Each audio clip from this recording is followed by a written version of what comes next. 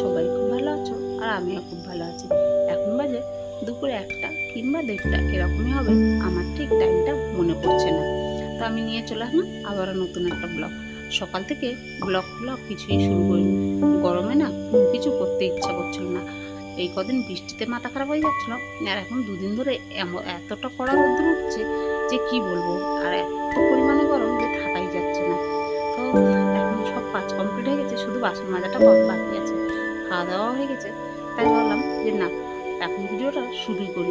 ভিডিওটা যখন শুরু করতে হবে তাহলে শুরু করেই ফেলি। তার জন্য আর এখানে আমি বাসন মাজতে বসে আমার মানে কি বলবো, পিঠ জ্বলে যাচ্ছে রোদ্দুরে। তো যাই হোক, আমাদের দেখো সময়ের সাথে সাথে লাইফস্টাইলটাও কতটা চেঞ্জ হয়ে যায়। সময়ের সাথে সাথে নিজেদের লাইফস্টাইলও চেঞ্জ হয়ে যায়, আর দায়িত্ব কর্তব্যগুলো কিন্তু অনেক বেড়ে যায়। তার মধ্যে বাচ্চা কাচ্চা যখন বড় হয়ে যায় তখন না নিজেদের লাইফস্টাইল নিজেদেরকে চেঞ্জ করতে হয় না, অটোমেটিক্যালি চেঞ্জ হয়ে যায়। কেন বলতো, যখন বাচ্চারা বড় হয় তখন কিন্তু আমাদের লাইফস্টাইল দেখবে অনেকটাই চেঞ্জ হয়ে যায়। তখন ওদের পিছনেই সময় দিতে দিতে নিজেদের কথা আর কিন্তু মনে থাকে না। তার মধ্যে হচ্ছে ওই যে বললাম যে সংসারের দায়িত্ব কর্তব্যগুলোও কিন্তু সময়ের সাথে সাথে অনেকটাই বেড়ে যায়।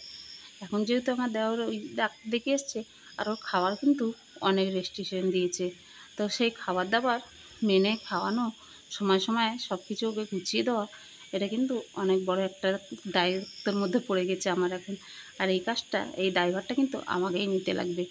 তো সেই জন্যই এখন এই একটা কাজ আমার এক্সট্রা হয়েছে, ওকে সময় সময় মতন খাবারগুলো দেওয়া। সময় সময় মতন খাবার দেওয়া হলে ও কী খাবে না খাবে এগুলো সব কিন্তু আমাকেই দেখতে লাগে। তো সংসারে সব কিছু মোটামুটি আমাকেই দেখতে লাগে, আমাকেই সব সামলাতে লাগে, আর আমাকেই করতে লাগে। তো এখন হচ্ছে দেওরের খাবার দাবার এত মানে বলে দিয়েছে না, এত পরিমাণে সব কিছু ওর মানে ঝাল মশলা ছাড়া, এর আগেও তোমাদের বলেছিলাম, ঝাল মশলা ছাড়া টাইম টাইম খাবার, 2 ঘন্টা পরে পরে একটু না একটু কিছু খাওয়া। সকালে রুটি করে দেওয়া, দুপুরে তারপরে ফল টল কেটে দেওয়া, সকালে ডিম সেদ্ধ করে দেওয়া, রাত্রে ছোলা, এগুলো সব ভিজিয়ে রাখতে লাগে। তো এগুলো সব করতে করতে এগুলো সব কিন্তু আমাকেই টাইম মতন ওকে গুছিয়ে দিতে হয়।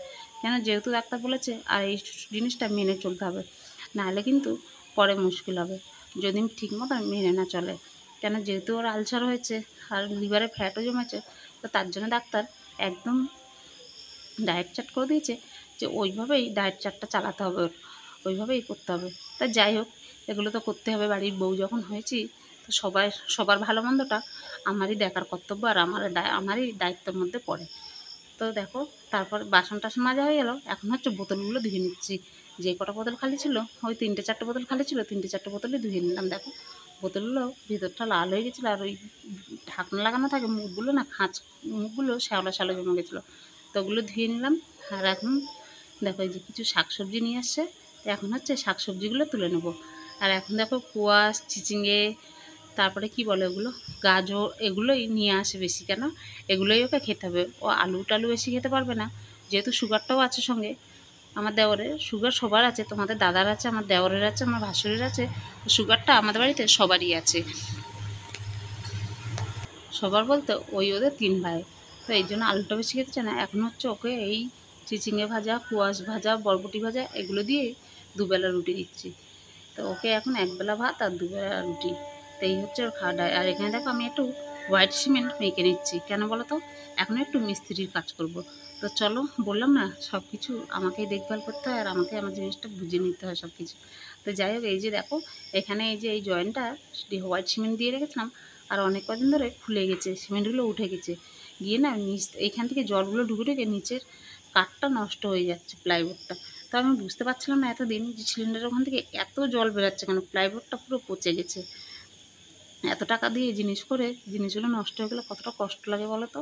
তো পুরো নষ্ট হয়েছে, আমি বুঝতে পারছিলাম না। তারপরে আজকে অনেকক্ষণ চিন্তা করার পরে ভাবলাম যে না, জলটা ঠিক এখান থেকেই ঢুকছে, এই জন্য প্লাইবোর্ডটা নষ্ট হয়ে গেছে।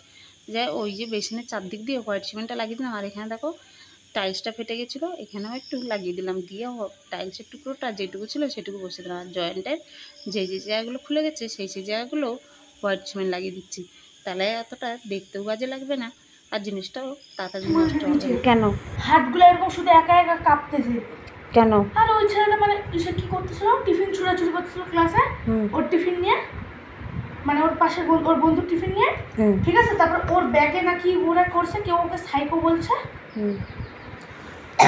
রাগে ওরকম হয়ে গেছে? হ্যাঁ, রাগে ওরকম হয়ে গেছে? আগে ওরকম হয় নাই।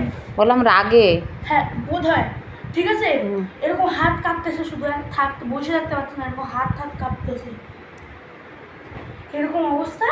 এবার যারা করছে তাদেরকে তো এবার স্যার আনছে, স্যার তো দিছে। তারপরে এরকম ধৈর্য ওই ছেলেটা ডাক গায়ে শক্তিতে 12-15টা বসে বসে দিল বি সেকশনে। তাই? হ্যাঁ। চলো, তারপরে আরো 2টা গল্প আছে, শুনো। এবার আমাদের স্যার যে ক্লাস করাচ্ছিল 7-এর দাদাগুলা আইসে স্যারকে ডাকছে যে স্যার আমাদের ক্লাসে একটা ছেলে ব্যাগের থেকে ব্যাগ চুরি করে, মানে আমার ব্যাগের থেকে টাকা চুরি করছে, আবার প্লাস একজনের ব্যাগ ছিঁড়ে দিছে। তো এবার আমাদের স্যার মনোজ স্যার নাম, এরকম গেছে আয়ুষদা বলছে, এরকম গেছে চুলের মুঠি ধরছে, এরকম ঘুরাইছে, ছেলে স্কুল থেকে আসলো 4:45টার সময়। তো জামা কাপড় ছাড়লো, এখন হচ্ছে ওকে ভাত দিয়ে দিলাম, ও এখন ভাত খেতে বসছে। আর ওর স্কুলের গল্প তো শুনলেই তোমরা। তো যাই ওকে খাবার টাবার দিয়ে আমি আবার ওপরে চলে গেছিলাম, কিন্তু তারপরে এখন চা খাওয়ার জন্য নিচে নামলাম। আর এখানে দুপুরের যা রান্না হয়েছিল সেগুলো গরম করে নেবো। আমার শাশুড়ি এখানে ডালটা বসিয়ে দিয়েছিল আর ঘুগনিটা গরম করে নিয়েছিল। আমাদের যেই ঘুগনিটা মশলা দিয়ে করেছি সেটা গরম করে নিয়েছি, আর এইটা আমার দেওয়ারের জন্যে আলাদা করে করেছিলাম ঘুগনিটা, ওর জন্য আলাদা করে রেখেছিলাম। তো সেই ঘুগনিটা আমি বসিয়ে দিলাম। আর ঘুগনিটা গরম করে এখন হচ্ছে মাছটা গরম করে নেবো। আজকে করেছিলাম ওই ডাল করেছিলাম, ঘুগনি করেছিলাম, মাছ আর একটা কী করেছিলাম ভুলে গেলাম। যাই হোক, দুপুরে দেখলে কত বাসন কোসন নিয়ে বসছিলাম। 3 বেলায় এত বাসন কোসন পড়ে, যেমন সকালে তেমন দুপুরে তেমনই সন্ধ্যাবেলায় দেখো। তো এই যে এখন হচ্ছে এগুলো সব টিফিনের বাসন কোসন পড়েছে। তো এখন হচ্ছে টিফিনের বাসন কোসনগুলো ধুয়ে নেবো। আর সারাদিনে বাসনের কোনো শেষ নেই আমাদের বাড়িতে, যত বাসন নিচে আছে ততই বাসন লাগে। হয় না, যত লোক তত কাজ, নেই লোকের নেই কাজ। তো আমাদের বাড়িতে হচ্ছে সেই রকমই, যত বাসন থাকে তত বাসন লাগে। আবার বাসন কিছু 2-4টা সরিয়ে রেখে দিলে সেগুলো কিন্তু আবার কাজে লাগে না। তো চলো এখন হচ্ছে এই বাসনগুলো আমি মেজে ধুয়ে নিই।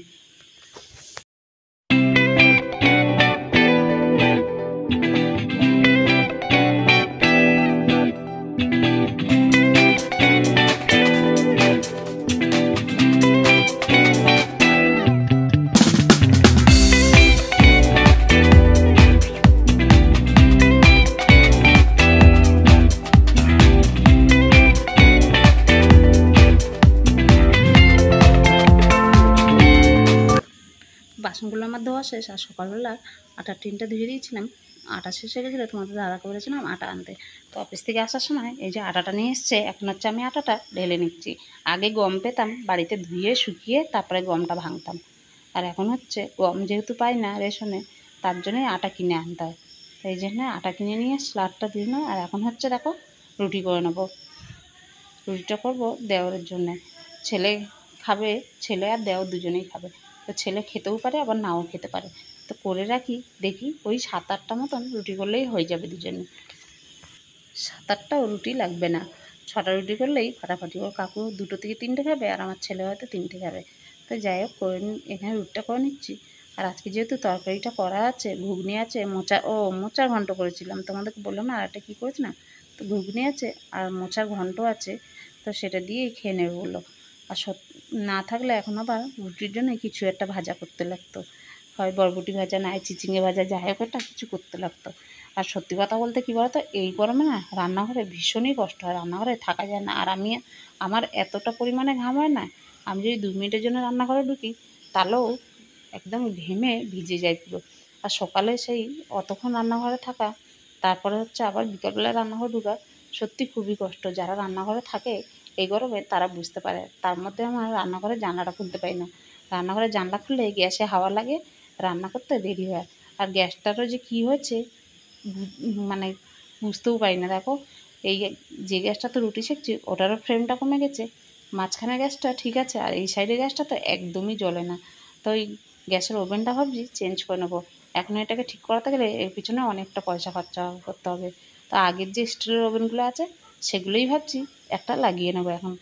তাই এদিকে দেখো রুটি করা হয়ে গেল, এখন হচ্ছে একটু ছোলা ভিজিয়ে দেবো। যেহেতু সকালবেলা আমার দেওরকে ছোলা খেতে বলেছে, ভিজানো ছোলা মানে কাঁচা ছোলাটা ওকে খেতে বলেছে। আর এখানে দেখো 1 কাপ জলের মধ্যে 1 চামচ মতো মৌরি নিয়ে ভিজিয়ে দিলাম।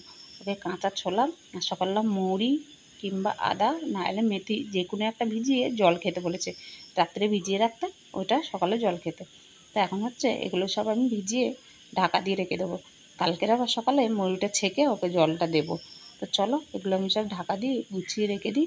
এখনকার মতন আজকের মতন রান্নাঘরের কাজ শেষ হলো। এখনকার মতন না, আজকের মতন রান্নাঘরের কাজ শেষ হলো। শেষ হয়েছে বলা যায় না, এখনও খাওয়া দাওয়াটা বাকি আছে। আবারও রান্নাঘরে ঢুকতেই হবে খাবার দাবার বাড়তে। তো দেখো ওইদিকে কাজটা শেষ করে, রান্নাঘরের কাজটা শেষ করে আমি চলে আসলাম এখানে একটু মাথায় তেল লাগাতে। মাথায় তেলটা লাগিয়ে আমি রাত্রেই মাথায় তেলটা লাগিয়ে রাখি। কেন বলো তো? কেন সকালে শ্যাম্পু করি, ওই জন্যই রাত্রে তেলটা লাগিয়ে রাখি। রাত্রে তেলটা দিয়ে রাখলে অনেকটা সময় পায়, তাহলে চুলের গোড়ায় তেলগুলো ভালো মতন পৌঁছায়। তো ওই জন্যই আমি রাত্রেই তেলটা মেখে রাখি মাথায়। এখন তেলটা মেখে চুলটা একটু উঁচু করে বিনুনি করে ক্লিপ দিয়ে আটকাবো। কেন বলো তো? এই গরমে যদি ঘাড়ের মধ্যে চুল পড়ে থাকে না, ভীষণ গরম লাগে আর খুব অস্বস্তি লাগে। তো চলো আমি তেলটা লাগাই। আর আজকের মতন ভিডিওটা শেষ করলাম এই পর্যন্ত।